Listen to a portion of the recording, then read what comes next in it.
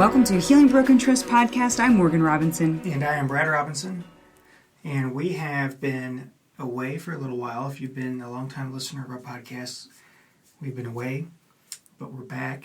We've been working on a book. That's right. We've been creating programs, and we have been working in our private practice with you guys as you guys come and join us for a retreat or an intensive. And I said, Morgan, we need to get back on the podcast. Yes. We've got people who are diehard fans who love us. We need to get back and do this. We've kind of neglected it. And so we're back. It actually takes a lot of time to put this together, and we don't have a lot of time, extra time in our week. We have a young son, and we want to give him the time and attention that he deserves.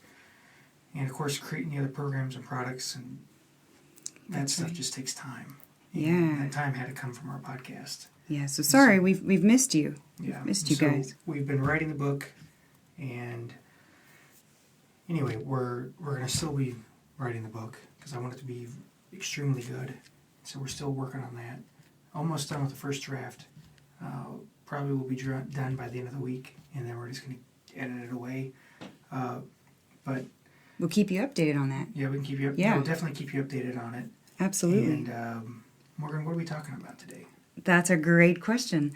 So today we're talking about this concept of self-deception, right? So the title is How Self-Deception Leads to Affairs and Infidelity.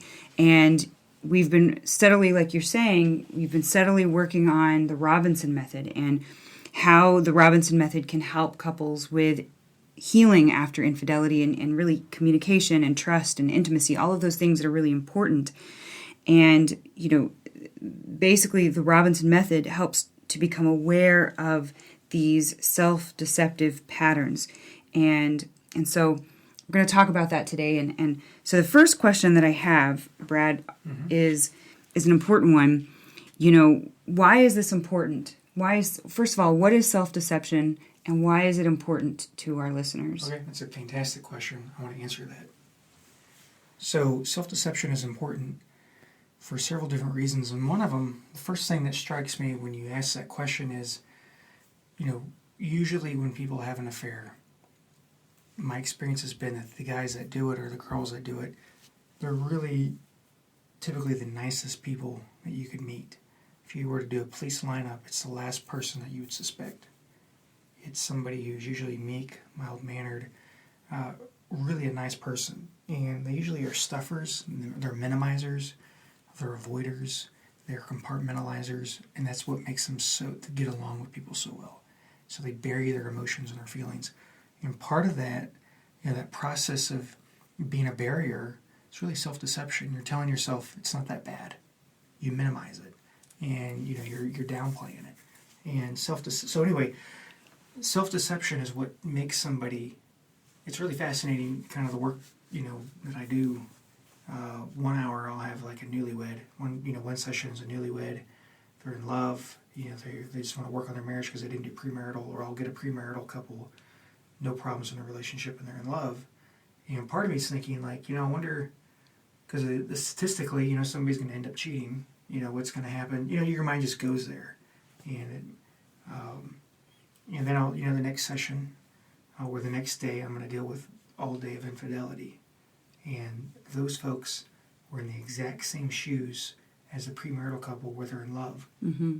And everything was okay. And they're thinking, do I need to keep doing this because we have no real issues in our marriage? Do we need to keep coming and talking about this stuff? That's what the premarital were thinking? Yeah, that's what premarital people think. And we did premarital, and that's what we thought. We're okay. What do we need this for?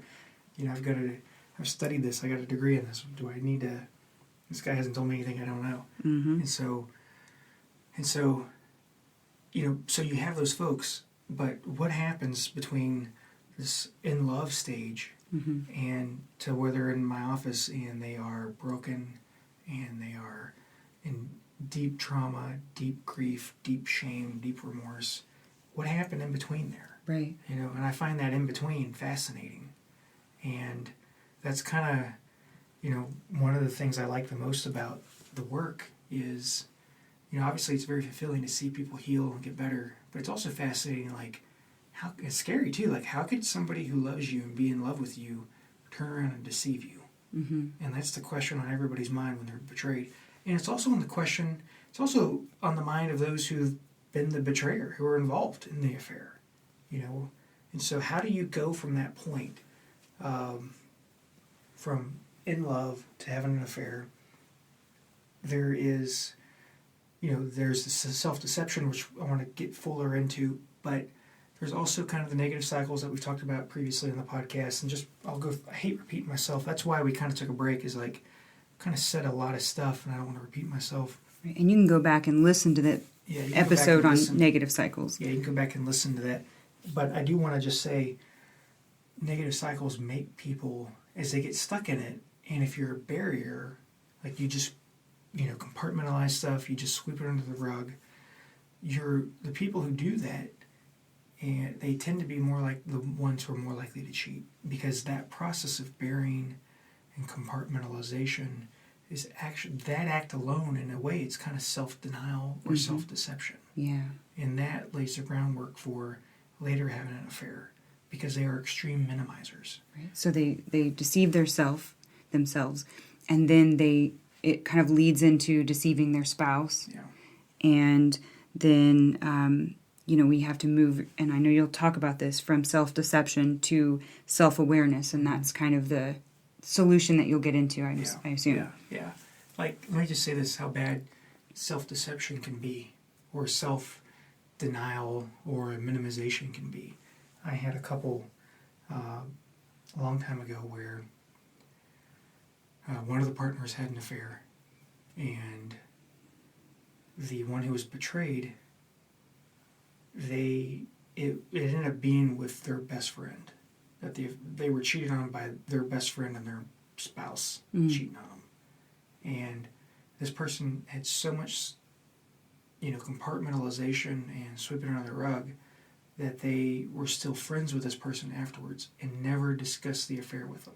And they were friends with the affair partner? Yes. Oh, wow. Yeah, they still remained friends with their best friend. Who had cheated on them. with their spouse. Wow. And so that's an extreme, but that's how far it can go. Yeah. And so there's, kind of a scale of self-deception, but that's how far it can go. Mm-hmm. And so, because people, and the self-deception or, denial or minimization or whatever you want to call it. Avoidance, rationalization, suppression, compartmentalization, self-justification, minimization, all that begins in childhood, and usually with kind of traumatic situations, and I would consider emotional neglect traumatic situations. Definitely. Like, you go through hurtful stuff and you don't have somebody there to comfort you, and maybe instead they punish you, or they're just kind of they are in denial about your pain, or they don't want to address it. So that's where you learn it, and so that's kind of where this is learned, and it becomes more of an automatic subconscious thought process. And there is a researcher, I'm going to pronounce his name wrong. His name is, you could pronounce his name. You're good at this. I'm good at that. Fingaretti in 1969 talked about self-deception.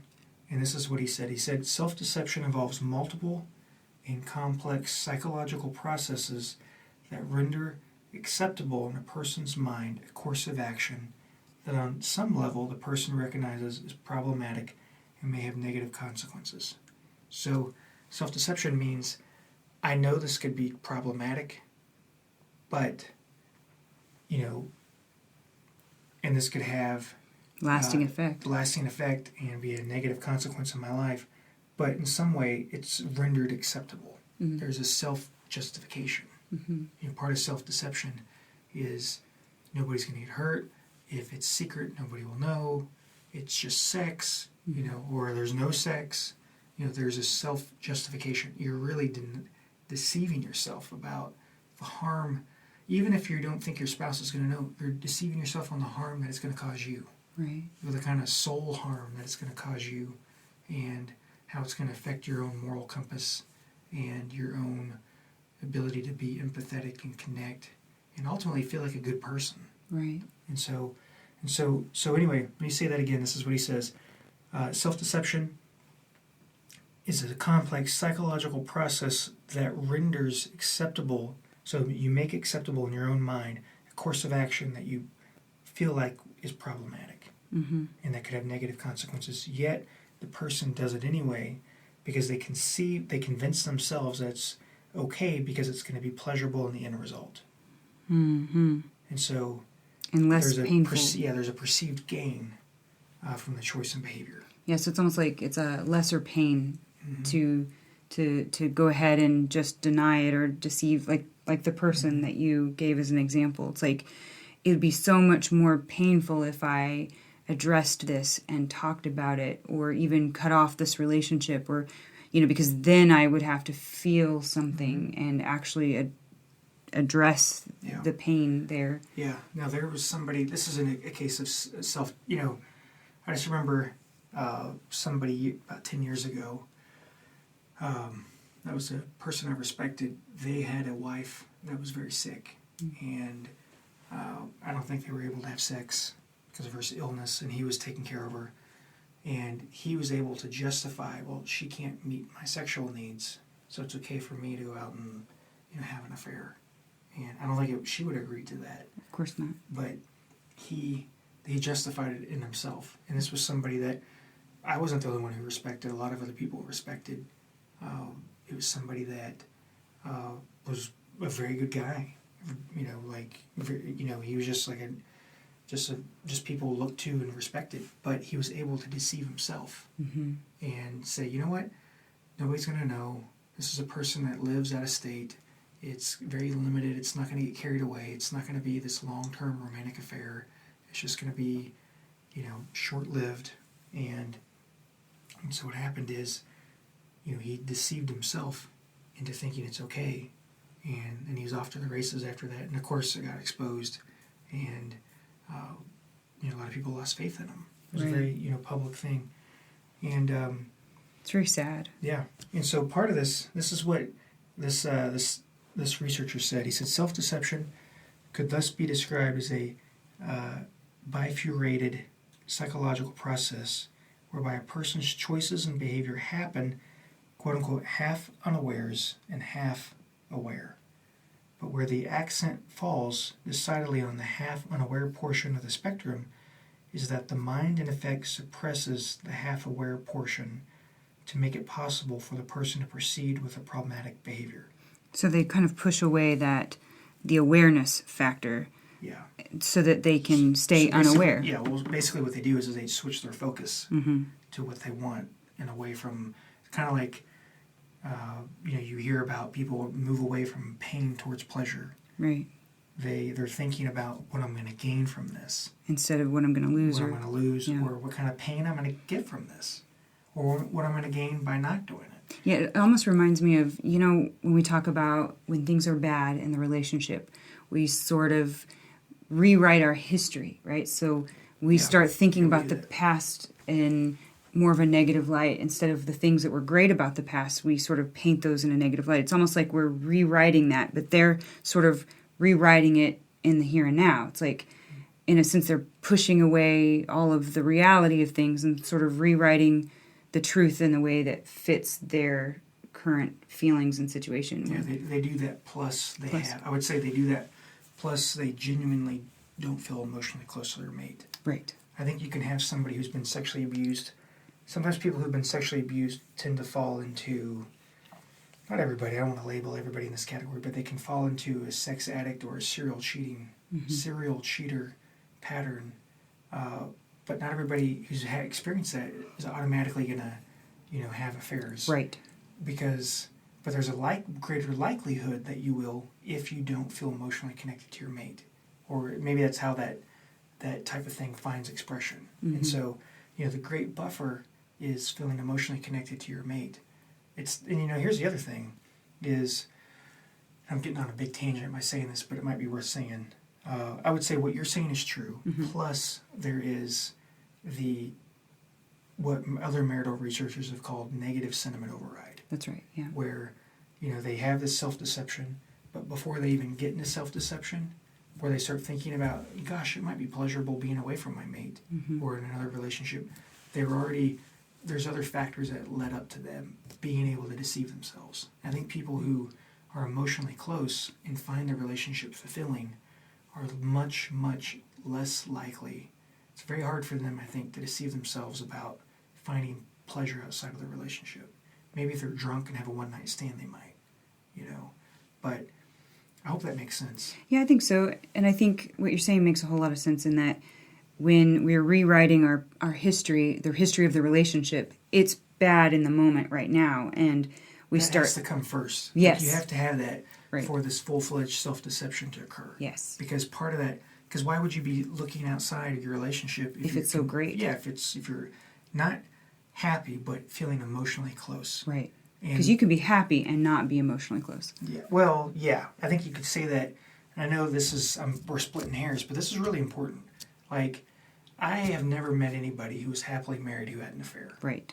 Like, and there's some research and I'm going to be candid with you guys because there's some research that was done in the early 2000s that disagrees with that statement, that said that people can be happily married and still have an affair. Right. But that same researcher did research in the mid-'80s that contradicts that. Right.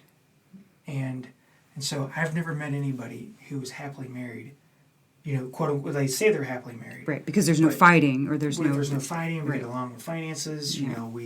we're content. We're not wanting to leave. Yeah, nobody was wanting to leave. So that fits a broad definition of happiness. Right. And that may be, somebody who's more of a self-deceiver would say that, or, if they're filling out assessments. But people who work with infidelity every day, I don't think they would ever say that. Like, not if you're getting into a deeper, vulnerable place with couples. Right. And I know there's going to be people who disagree. I swear to God, I've never worked with that situation. What I see, though, is people who don't feel emotionally close, that's where the infidelity comes in. Yeah. Because then it's easier to get this, because you don't have that protective bubble that protects your relationship. So it's easier to get involved in self-deception. Yeah. And so I do want to, so anyway, I just want to finish this thought, and then we'll kind of move on. That researcher who said that people can be happy and still stray, she also said in the mid-'80s, with research that shows that women who stray tend to be very unsatisfied in their relationship. That doesn't sound like happy to me. No, it doesn't. Right. So, and that's in the same breath. She said that. Yeah, I remember that. And so maybe you guys have a different experience. I think you could potentially have that kind of experience with something like a one-night stand where alcohol's involved, or drugs are involved and you're out of your mind, literally. You might have that kind of experience. Where you have a happy relationship. But you're not going to have like serial cheating. You're not going to have multiple infidelity. I don't think you're going to have any infidelity, to be honest with you, if people feel emotionally close. Right. Like, and, typically there's stuff that's happened before in the relationship, negative cycles. Sometimes they may have felt rejected first. That creates that. And part of this is there's self-deception involved. They see themselves, and part of the self-deception, building on what this researcher was saying, is that part of the tactics of self-deception include suppression, rationalization, compartmentalization, minimization, denial, and or self-justification. And so, kind of like the person I mentioned earlier, when they found out their mate cheated on them with their best friend, they're still friends with that person. Right. And that's part of that, in a way they're self-deceiving themselves, I don't want to say they're self-deceiving themselves, but they're definitely like minimizing what happened to be able to be friends, right, and never discuss it with that person. Yeah, that's incredible. And that's more of an extreme. Great person. I remember working with them a long time ago. Great person. But that's kind of a more of an extreme example. But that happens a lot with people who tend to be more the avoider in the relationship. Right. The one who bottles up their emotions. They're the ones who typically have affairs. You'll see a pursuer have an affair because they don't feel like they're getting through to their partner, and then they start getting burnt out, and they want to feel wanted. That's where their affair typically happens.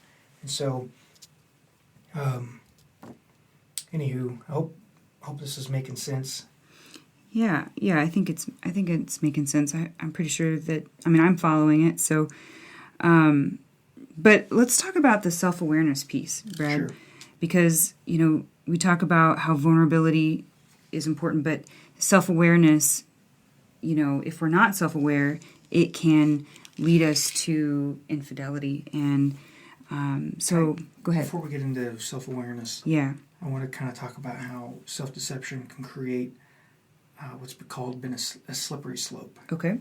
And so self-deception typically isn't, and this is what the research shows, and I find this fascinating, and it's stuff that we've talked about before in our episode on the 10 types of affairs. Yeah. You've got people who are burnt out in your marriage. You've got limerent affairs. You've got 10 types of affairs. And we talk about people who are maybe more philanderers. Mm-hmm. They fit that pattern. And what the research says is that somebody who's more of a philanderer, where they have it's an okay for me to do attitude. Right. Somebody who more bucks social conventions, they exhibit an extreme sense of entitlement. They actively pursue opportunities for sex more or less whenever they're able to find them. They're not there's somebody who's actively out seeking this stuff. There's somebody who thinks it's morally okay for them to do. It's just something men do, or it's something just women do. It's kind of normal. It's just normal. My dad, when he was 65, he told me that having an affair is a normal thing. It's a rite of passage. Mm-hmm. About it was one of the craziest things I've ever heard. Yeah. And I was just shocked because it's like, this destroyed my life as a child and your life, and you've never rebounded from it. I've had to put the pieces together for me, and I was a kid. Like, what the hell are you talking about? Right. What are you talking about? Like, this is a rite of passage. Sorry for the language. It's just kind of silly, that attitude sometimes. And so serial philandering, they're not necessarily, I'm sure they could have self-deception, but they don't really fit a lot of the minimization because it's more like an entitlement attitude. I deserve to have this. Mm-hmm. Whereas self-deception tends to be more a slippery slope. Mm-hmm. Like somebody texting you on Valentine's Day and saying, hey, hope you're having a good Valentine's Day, like winks, Mm-hmm. smiley face, emojis or whatever. Somebody you haven't talked to in forever is like, hey, I was just thinking about you. Maybe we got to get some coffee. That's kind of a slippery slope. Right. And they're not really thinking about how that could where become that could something. lead, where that could go. And so part of the slippery slope is really just a gradual step-by-step process of choices being made, where the relationship with the third party often begins fairly innocently, more or less as a friendship or just a work relationship. But then it often gradually evolves into something different through a series of shifts where the conversation becomes more intimate and where the flirting becomes more suggestive until the one who has the affair becomes fully immersed in an emotional and or sexual affair. So it's the classic frog in a kettle. No, The frog in the water pot That's right. was boiling. It's like, I don't realize anything's going on here. This is until you're dead. until you're dead, until you're like caught in it. Oh crap. So, affairs just don't happen. Mm-hmm. But sometimes people might think they do or describe it that way Right. because they're involved in self-deception. Mm-hmm. And so back to your question of self-awareness. Mm-hmm. Like, self-awareness is just being aware. It's really, so what we're talking about is the people who tend to have affairs, the avoiders who tend to have affairs, and pursuers are different. They get burned out and then they stray. Avoiders, when they have an affair, they tend to be more, honestly, people who lack emotional intelligence. Okay. That's a buzzword today. You're going Right. to find books on that, even in the airport. Yeah. Like you're going to hear the management people, books on management talking about that. It's a huge buzzword, but they're right, though. People who lack emotional intelligence, the foundation of emotional intelligence is self-awareness. Mm-hmm. And so it's easier to fall into an affair when you lack self-awareness. So if you want to avoid self-deception, grow your emotional intelligence. Get involved in thinking about your emotions. Just being aware of what you're feeling and trying to locate them in your body. Like sometimes when we're afraid, we might feel our throat tighten or our shoulders are stiff. Try to think about what emotion is associated with that tightness in your stomach, in your chest, in your throat, in your jaw. Like, what emotion is that there? And Explore that. just explore it. Just feel it. Because when you do that, you're increasing your self-awareness, and you're no longer avoiding. There's that statement, if you can feel it, you can heal it. Yeah. Yeah. Yeah. And so that's it in a nutshell. We will be back soon. Yes. We'll be back next week. Yes. Not soon, but next week. Yeah, we're going to keep coming back. Sorry, guys, we've been gone for so long. But, if you'd like help implementing these things, if you'd like help becoming more emotionally aware, really, if you'd like help work with us. Come to Tulsa. Yeah. I enjoy seeing. In fact, I love it because everybody's always telling me, Brad, thank you so much. You've really helped us already just from the podcast. Right. Being here is just kind of gravy because we've gotten so much value out of it already. Right. And it's also a lot of fun to help couples work through the negative cycle, many times working through bonding events and really helping them see each other in a different light, in a different way. Yeah. And so I'd love to meet you guys, love to work with you. If you've enjoyed our podcast, be sure to leave us a 5-star review and let us know how we've helped you. I love reading those. And so absolutely. you guys are great. And let me say this, and I mean this when I say this. Okay. I'm really just talkative. Yeah, you said Chatty Cathy. It's like late when we're doing this. Yeah. It's like, Morgan, we got to do this, so it's late. Yes, but baby's in bed. It's time to do it. But here's the thing, Morgan. Like, I'm an optimist by nature. And one of the things I've written in the book is like the first couple I've ever worked with an affair. It was a disaster. And hopefully, I know some of you, just as a numbers game, have experienced that already, listening to this. It was a disaster. Like, but there's hope. Like, I'm an optimist by nature. And it's really because I've just seen so many people get better. Yeah. We talked about, you were mentioning the Robinson method. We have that, and that's been developed and crafted over time. But it almost works. a decade, yeah. Yeah, but here's the thing: it works, and people really get better. People are, lives are getting changed. It's very fulfilling work. Yeah. Because I got into this really because of my own personal trauma, like what my parents went through, and how that affected me and made me reluctant with relationships. And I became a do-it-yourself project. That's right. I wasn't. I didn't come out of this like, hey, Brad. It's so perfect. Good. Yeah, oh my you're gosh. so good with relationships. Halos. Let's just, so it's it became my source of pain. I inherited that. It was given to me. I didn't have a choice in it. But I'm very optimistic that people can make it if they have the right approach. That's right. If they have the right guide, if they have the right, guidance, people can make it. And a lot of times, the holdup is sometimes just seeing things just from a different angle. Right. Just a little bitty change. Yeah, and actually you've come a long way since that first couple. I mean, you've seen thousands of couples now. Oh, it's sure. Literally. Yeah, of course. I mean, just in the last, maybe 12 months, there's been 1,000 people in our calendar. I looked at it the other day, like in the reports, and there's like 965. Yeah, we've helped a lot of couples. But the kicker is that you guys can do it, and there's hope. And and Morgan, to be honest with you, I'm really surprised when people don't work That's out. right. I mean, I'm really surprised when they don't work out. When because for me at this point, it's like it's clockwork. And I tell couples this when they come to my office to kind of give them encouragement.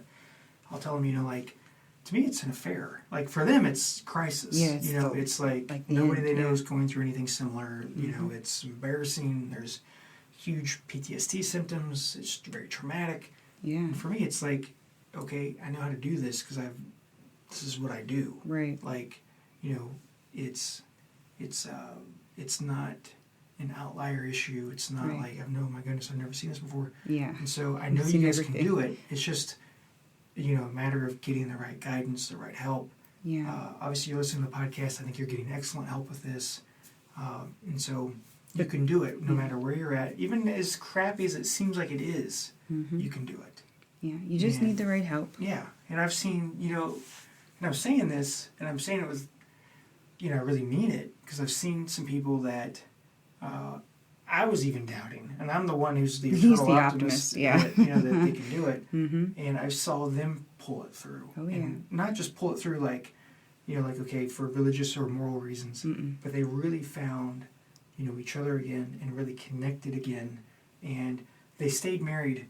Morgan, they stayed married because they created a secure attachment with each other. Right. And sometimes I think a lot of goals of marriage programs is more about stopping a divorce, which I'm for, Sure. because I think it's ultimately better for the family Right. if they can do it and be genuinely happily married. I think you have to have that. Just stopping a divorce by itself, I don't think is good enough. Right. But you have to create secure attachment. And I think a lot of things, the goal is like, oh, you're no longer fighting. You're Right. going on dates again, and Right. There's romance, but you drop talking about the affair. Like Right. that's some victory. okay. Like it has to be secure attachment where both people feel emotionally safe. Right. And so, and I've worked with people recently where I'm usually very optimistic we can do it.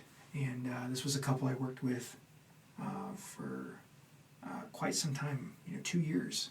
And this was like, I was doubting it, Mm. and didn't, 2 years is a long time to do marriage counseling. Yeah. And It really is. they did it, and they're happy. And they recently wrote a review, letting everybody know just the success they've had. And that's fulfilling work. Mm-hmm. And you guys can do it. If they can do it, you guys can do it. Absolutely. Like, And there's so nothing new. don't doubt yourself. You can do it. Sometimes it's just seeing it from a different perspective. It's getting more help. It's sometimes it's a little bitty change. Yep. It's not drastic change. Sometimes it's little bitty changes that, like a little lever that moves a big boulder. It's a little crowbar that causes a whole boulder to go down the hill, like this 10,000-pound rock. And so you guys can do it. It's just getting the right strategies, the right tools, the right guidance. You guys can do it. Yep. And So check us out at healingbrokentrust.com. Again, that's healingbrokentrust.com. We'd love to work with you. And we also have a free masterclass that you can participate in there at healingbrokentrust.com, just to see if you'd like to get more help. And the masterclass will be a ton of help. Morgan, let me ask you about the masterclass. Sure. Where is that at? healingbrokentrust.com? Yeah, healingbrokentrust.com. Okay. What is the title of that? It's a good question. I don't know. Well, it's a good one. Yeah, it's a real good title. Yeah, it's really like good. how to heal, even if you tried 50 other things or something. No, it's not. Okay, well, don't quote us on that. Yeah, but anyways, so go to get a masterclass. Yep. You can go to it, watch it. Morgan will be your fearless leader. Yes. In there. Yes, I'm bringing the goods, bringing the awesome goods. But all you have to do is go to healingbrokentrust.com. You should see it there. It's pretty easy to find on the website. All right, guys. Thank you, guys. Have a great night.